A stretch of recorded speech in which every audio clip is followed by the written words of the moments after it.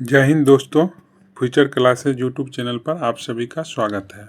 आज जो हम डिस्कशन करेंगे वो ऑफिसर एकेडमी टीम के द्वारा लिखित पुस्तक NCERT 360 डिग्री क्लास 6 to 12 भूगोल, जो सभी एग्ज़ाम के लिए बहुत ही इम्पोर्टेंट है।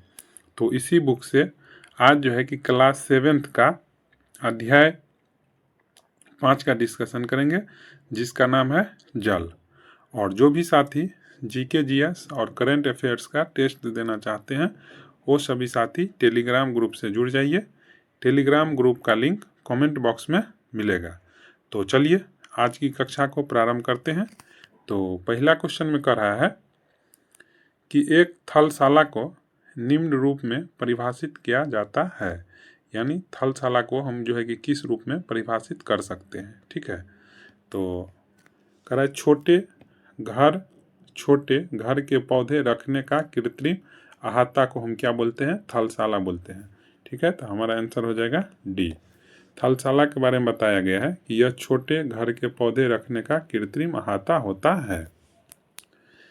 अब नेक्स्ट क्वेश्चन है 2। इसमें कह रहा है कि जिस प्रक्रम में जल लगातार अपने स्वरूप को बदलता रहता है और महासागरों, वायुमंडल एवं धरती के बीच चक्कर लगाता रहता है, उसे कहा जाता है। तो उसको क्या बोलते हैं? जल चक्र बोलते हैं। उसको क्या बोलते हैं? जल चक्र। कह रहे थे जिस प्रक्रम में जल लगातार अपने स्वरूप को बदलता रहता है और महासागरों, वायुमंडल एवं धरती के बीच चक्कर लगाता रहता है, उसको जल चक्र कहते हैं। नेक्स्ट क्वेश्चन है 3। इसमें कह रहा है अलवण जल के मुख्य स्रोत है। तो अलवण जल के मुख्य स्रोत क्या है? तो अलवण जल के मुख्य स्रोत है नदी, ताल, सोते एवं हिमनद। तो तीनों है, तो हमारा आंसर इसीलिए क्या हो जाएगा? इनमें से सभी। कह रहा है अलवण जल के मुख्य स्रोत नदी, ताल, सोते एवं हिमनद है। ठीक है, महासागरों एवं समुद्रों का जल लवणीय जल होता है। अब नेक्स्ट क्वेश्चन है 4। इसमें कह रहा है कि महासागरों एवं समुद्र का जल के संदर्भ में निम्नलिखित कथन पर विचार करें। अब विचार क्या करना है कि कौन सा कथन सही है। तो पहला कथन में दिया है कि इसका जल लवणीय होता है, यानी महासागर एवं समुद्र का जल लवणीय जल होता है। तो ये कथन सही है। इसमें अधिकांश नमक सोडियम क्लोराइड का योगदान होता है, तो ये भी सही है। तो हमारा आंसर हो जाएगा 1 और 2 दोनों सही है। डिस्कशन में दिया हुआ है कि महासागरों एवं समुद्र का जल लवणीय होता है। इसमें अधिकांश नमक सोडियम क्लोराइड या खाने में उपयोग किए जाने वाला नमक होता है। अब नेक्स्ट क्वेश्चन है 5। इसमें कह रहा है कि निम्नलिखित कथन पर विचार करें। अब विचार क्या करना है कि कौन सा कथन सही है। तो पहला कथन में दिया हुआ है कि पृथ्वी की सतह का 3/4 भाग जल से ढका हुआ है। तो ये सही है कि हमारा जो पृथ्वी है, तो हमारे पृथ्वी का 3/4 जो है सिर्फ और सिर्फ क्या है? जल से ढका हुआ है। दूसरा कथन है कि लवणता 1000 ग्राम जल में मौजूद नमक की मात्रा होती है। तो ये भी सही है। महासागर की औसत लवणता 35 प्रति 1000 ग्राम है। तो ये भी सही है। तो हमारा आंसर हो जाएगा 1, 2, 3 सही है।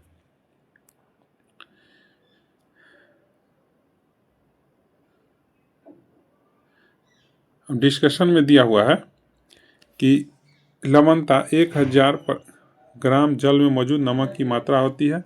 महासागर की औसत लवणता 35 प्रति 1000 ग्राम है। हम सभी जानते हैं कि पृथ्वी की सतह का 3/4 भाग जल से ढका हुआ है। यदि धरती पर थल की अपेक्षा जल अधिक हो तो अनेक देशों में जल की कमी का सामना क्यों करना पड़ता है। नेक्स्ट क्वेश्चन है 6। इसमें कह रहा है कि पृथ्वी पर जल वितरण का प्रतिशत के अनुसार निम्न में से अवरोही क्रम में मतलब कि सजाना है। ठीक है,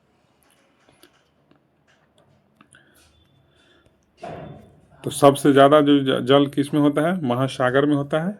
ठीक है, महासागर में होता है। इसके बाद जो है कि बर्फ छत्रक में होता है। इसके बाद भूमिगत जल, झीलों का और लवण जल, फिर नदियाँ में। तो हमारा आंसर हो जाएगा बी। ठीक है, अब डिस्कशन में दिया हुआ है बॉक्स बना करके कि सबसे ज़्यादा जो जल है महासागर में है, कितना? तो 97.3%। फिर बर्फ छत्रक यानी 0.20%। फिर भूमिगत जल है 0.68%। फिर झीलों का लवण जल है 0.009%। फिर नमकीन जल है।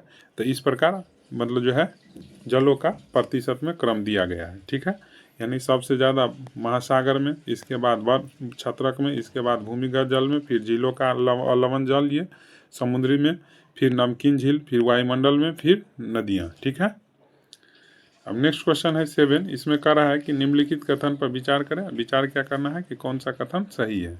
तो पहला कथन में दिया है कि इजराइल के मृत सागर में 340 ग्राम प्रति लीटर लवणता होती है, तो सही है।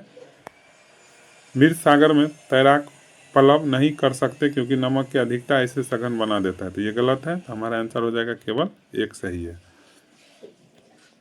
इजराइल के मृत सागर में 340 ग्राम प्रति लीटर लवणता होती है, तैराक इसमें पलव कर सकते हैं क्योंकि नमक की अधिकता इसे सघन बना देती है। अब नेक्स्ट क्वेश्चन है 8। इसमें कह रहा है कि निम्नलिखित कथन पर विचार करें। अब विचार क्या करना है कि कौन सा कथन सही है, कौन सा कथन सही है। तो पहला कथन में दिया है कि 22 मार्च विश्व जल दिवस के रूप में मनाया जाता है, तो सही है। ताल एवं झील के शांत जल के विपरीत महासागरीय जल हमेशा गतिमान रहता है, ये भी सही है। तो हमारा आंसर हो जाएगा 1 और 2 सही है।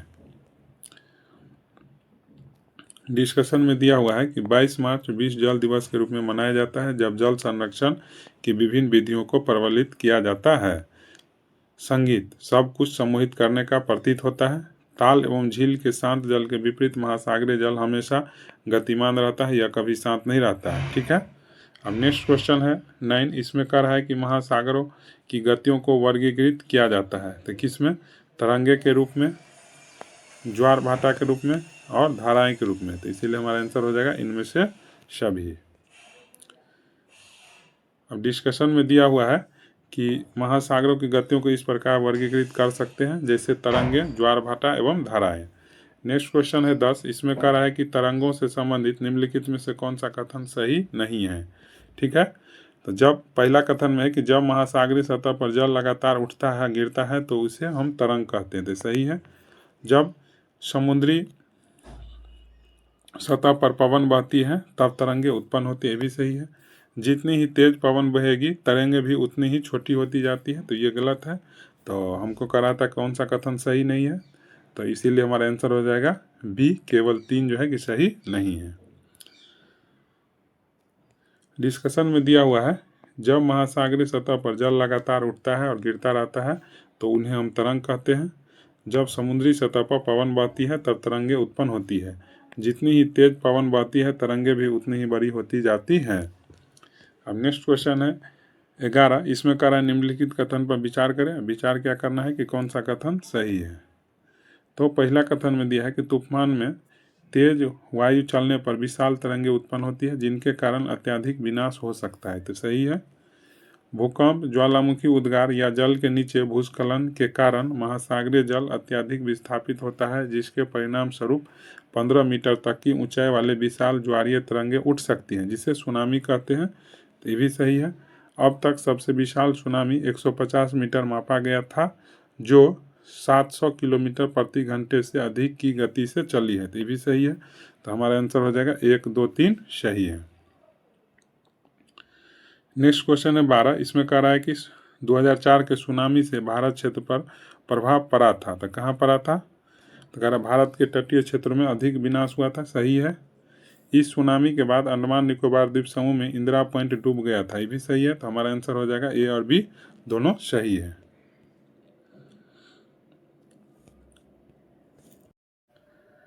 नेक्स्ट क्वेश्चन है 13। इसमें कह रहा है सुनामी से संबंधित निम्नलिखित में से कौन सा कथन जो है सत्य है, कौन सा कथन सत्य है। तो पहला कथन में दिया हुआ है कि यह जापानी भाषा का एक शब्द है जिसका अर्थ है पोताश्रय तरंग, तो ये सही है। इसके आने पर पोताश्रय नष्ट हो जाता है, तो ये भी सही है।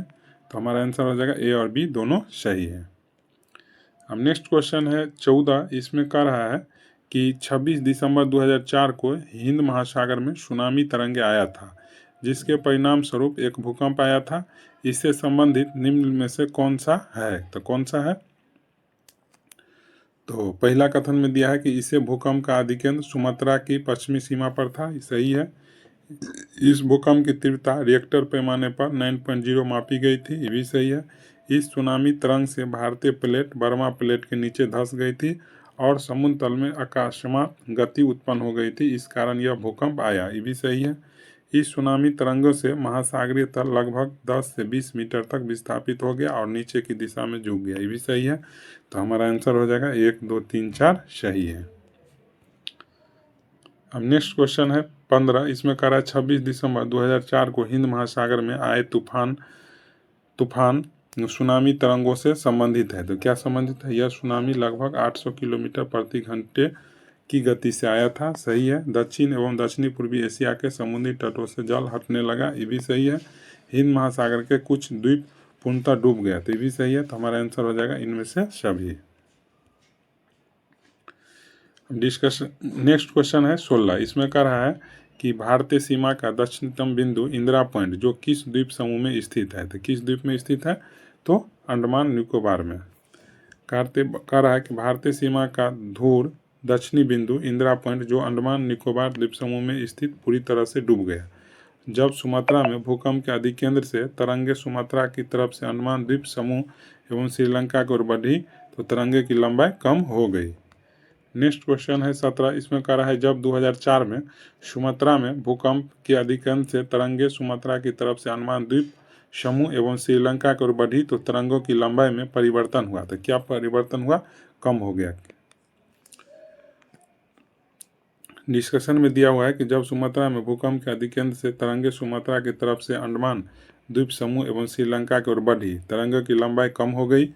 जल की गहराई भी कम होने के साथ साथ इनकी गति भी 700 से 900 किलोमीटर प्रति घंटे से 70 किलोमीटर प्रति घंटे तक कम हो गई। अब नेक्स्ट क्वेश्चन है 18। इसमें कह रहा है 2004 में हिंद महासागर में आए सुनामी से भारत में किस किस प्रदेशों को सर्वाधिक प्रभावित नहीं किया था? तो किस प्रदेशों को नहीं किया था? तो महाराष्ट्र एवं गुजरात को नहीं किया था।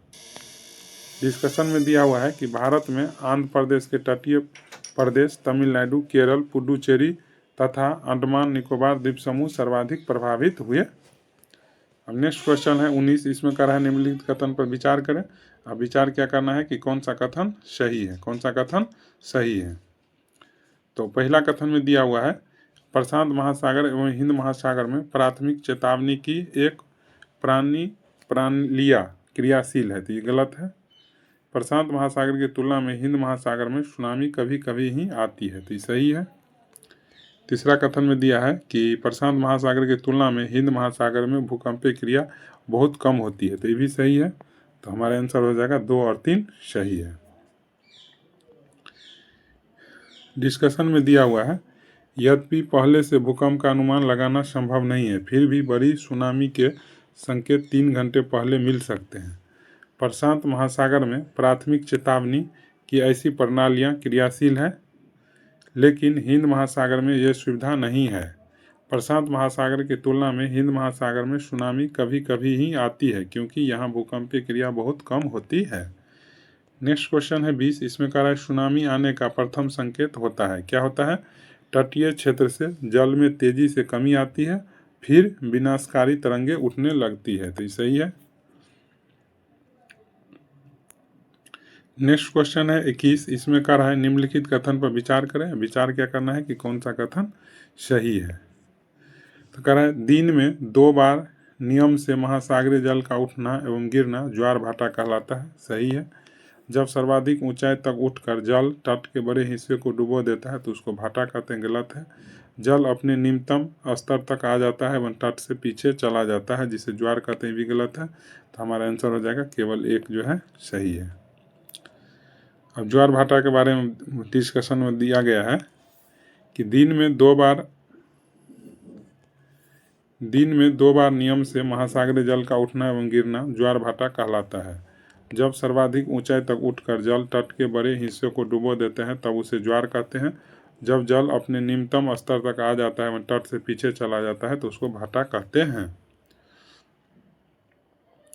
नेक्स्ट क्वेश्चन है 22। इसमें कह रहा है कि महासागर में ज्वार भाटा की उत्पत्ति के प्रमुख कारण है। क्या है? तो सूर्य एवं चंद्रमा दोनों के गुरुत्वाकर्षण बल के कारण क्या होता है? ज्वार भाटा आते हैं। डिस्कशन में दिया हुआ है कि सूर्य एवं चंद्रमा के शक्तिशाली गुरुत्वाकर्षण बल के कारण पृथ्वी की सतह पर ज्वार भाटा आते हैं। नेक्स्ट क्वेश्चन है 23। इसमें कह रहा है निम्नलिखित कथन पर विचार करें। हाँ, विचार क्या करना है कि कौन सा कथन सही है। ठीक है, कौन सा कथन सही है। तो पहला कथन में कह रहा है कि जब पृथ्वी का जल चंद्रमा के निकट होता है तो उस समय चंद्रमा के गुरुत्वाकर्षण बल से जल अभिकर्षित होता है, जिसके कारण उच्च ज्वार आते हैं। तो सही है।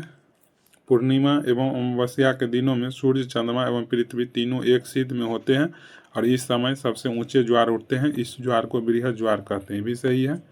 जब चांद अपने प्रथम एवं अंतिम चतुर्थांश में होता है तो चांद एवं सूर्य का गुरुत्वाकर्षण बल विपरीत दिशाओं में महासागरीय जल पर पड़ता है, जिसके परिणाम स्वरूप निम्न ज्वार भाटा आता है। ऐसे ज्वार को लघु ज्वार भाटा कहते हैं। भी सही है। तो हमारा आंसर हो जाएगा 1, 2, 3, 4 सही है, यानी आंसर डी। नेक्स्ट क्वेश्चन है 24। इसमें कह रहा है कि निम्नलिखित में से कौन सा कथन उच्च ज्वार के संदर्भ में सही नहीं है। तो पहला कथन में है कि नौ संचालन में बाधा उत्पन्न होती है। तो ये गलत है। ये जल स्तर की तट की ऊंचाई तक पहुंचाते हैं, जो जहाज को बंदरगाह तक पहुंचाने में सहायक होते हैं। सही है। ये मछुआरों के लिए समस्या करते हैं क्योंकि मछलियां उच्च ज्वार में तट से दूर चली जाती हैं। तो ये भी क्या है, ये भी गलत है। इनके उपयोग से विद्युत उत्पन्न की जा सकती है। सही है। तो हमको कह रहा था कौन सा कथन सही नहीं है। तो कौन सा कथन सही नहीं है, 1 और 3 जो है कि सही नहीं है, इसीलिए हमारा आंसर हो जाएगा सी। केवल 1 और 3 गलत है। डिस्कशन में दिया हुआ है कि उच्च ज्वार नौ संचालनों में सहायक होते हैं। ये जल स्तर को तट की ऊंचाई तक पहुंचाते हैं। ये जहाज को बंदरगाह तक पहुंचाने में सहायक होते हैं। उच्च ज्वार मछलियां पकड़ने में भी मदद करते हैं। उच्च ज्वार के कारण अनेक मछलियां तट के निकट आ जाती हैं। इसके फलस्वरूप मछुआरे बिना कठिनाई के मछली पकड़ पाते हैं। कुछ स्थानों पर ज्वार भाटा से होने वाले जल के उतार चढ़ाव का उपयोग विद्युत उत्पन्न करने के लिए किया जाता है। अब नेक्स्ट क्वेश्चन है 25। इसमें कह रहा है कि महासागरीय धाराओं के संदर्भ में निम्नलिखित कथन में कौन सा कथन असत्य है। कह रहा है लेब्राडोर महासागरीय जलधारा उष्ण जलधाराएं होती है। तो ये गलत दिया हुआ है। ठीक है। तो हमको ढूंढना था कौन सा कथन असत्य है। तो पहला ही कथन असत्य है, इसीलिए हमारा आंसर हो जाएगा ए। अब महासागरीय धारा के बारे में कथन डिस्कशन में दिया हुआ है कि महासागरीय धाराएं निश्चित दिशा में महासागरीय सतह पर नियमित रूप से बहने वाली जल की धाराएं होती है।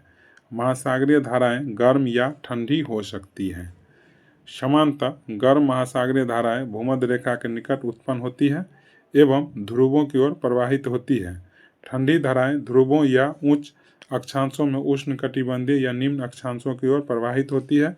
लेब्राडोर महासागरीय धाराएं शीत जलधाराएं होती है, जबकि गल्फ स्ट्रीम गर्म जलधाराएं होती है। यानी लेब्राडोर जो है शीत जलधाराएं हैं और गल्फ स्ट्रीम क्या है, तो गर्म जलधाराएं हैं।